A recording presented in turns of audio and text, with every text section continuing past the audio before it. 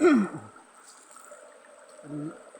mga kapatid, magandang araw. Nandito po tayo ngayon sa sapa. Ano tayo ng gulay. Tinatawag namin dito yung gulay na dukalang. Yan, yung dukalang. Dukalang. At tinatawag din sa amin dito yung ito, kambang. Kambang ito. At ito, kilala nyo, kasapa to. Yung tawag sa amin dito, piyipis. At saka ilalagay natin dito sa ano, yung tawag namin na bagakay, sa Tagalog kawayan. Kawayan yung tawag nila dito. Ilalagay natin dito yan, maya. Yan. Ilalagay na natin ito, yung piyipis.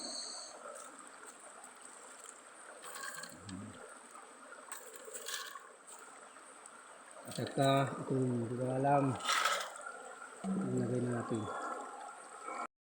Dito pag ano sa alis sa gulay sa natawag sa amin itong dukalang, kinukuha yung ano, yung ganito.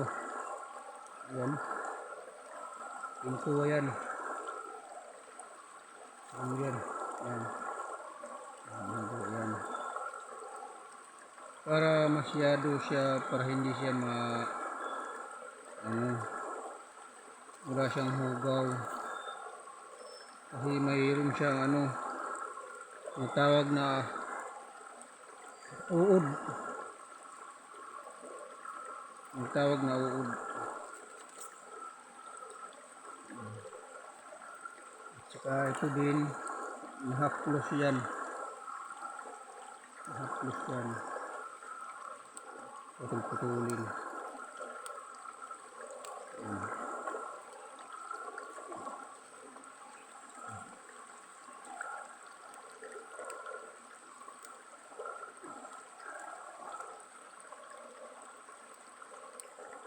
Ito lang yung nakuha ko kasi wala na. Naunahan ako ng iba. Mahirap pag dito sa kasi marami dito nangunguha ng mga gulay. Iba't-iba't na barangay. Barangay Lipunan. At sa amin din meron nagkukuha dito.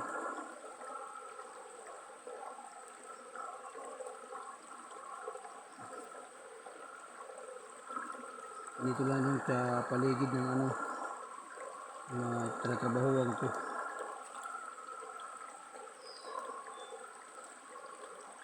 Pagtitima ko lang pagpanik ng nyug. At saka ko na doon, ng apoy na doon, sindi na. Nasindihan ko na yung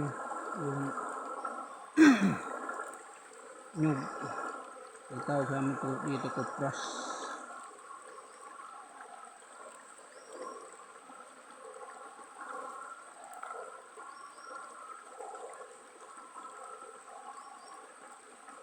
Mabilis lang ito pagpadpad. Natawag sa amin dito padpad.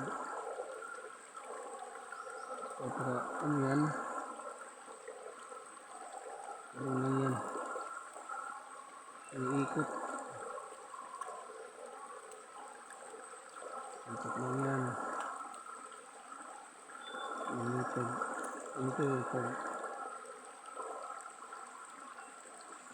ng gulay.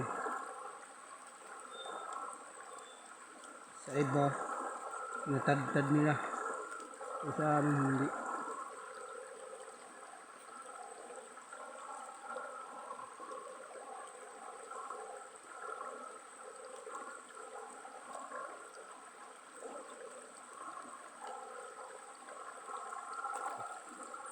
Kaya Pag nandito tayo sa bukid, pag mayroon tayong trabaho, hindi mahirap na sa mga ulam kasi marami tayo dito sa bukid.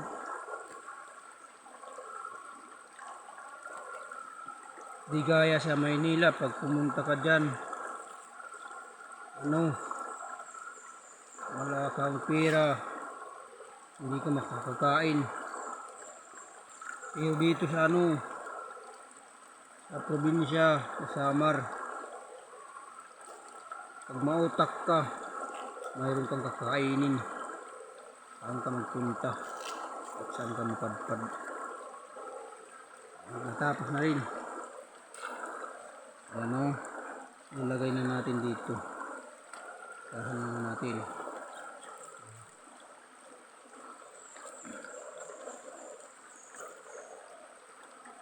At atin tumaya isain sa may kuprasan. Yung sinindihan ko. Lagyan natin ng tubig. Natin dito.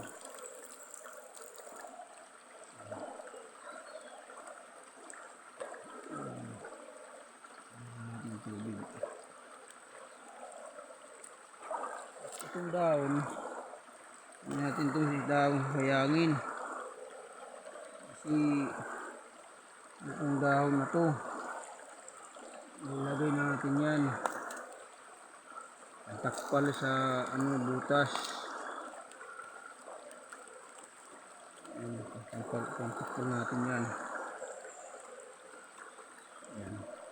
Punta na tayo sa kuprasan at atin natin. Lagyan na natin ng bitchin.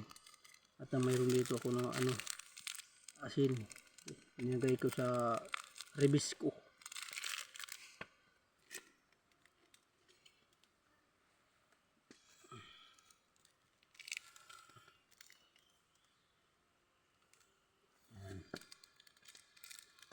Tsaka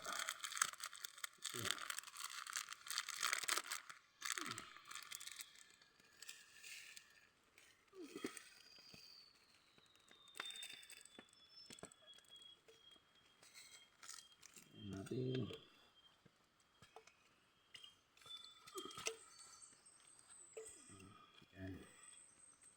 tsaka ilalagay natin dun sa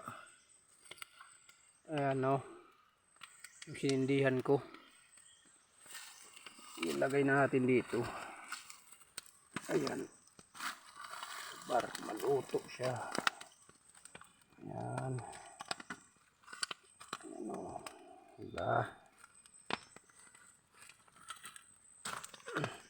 Mamaya kukunin natin yan at kakainin na natin.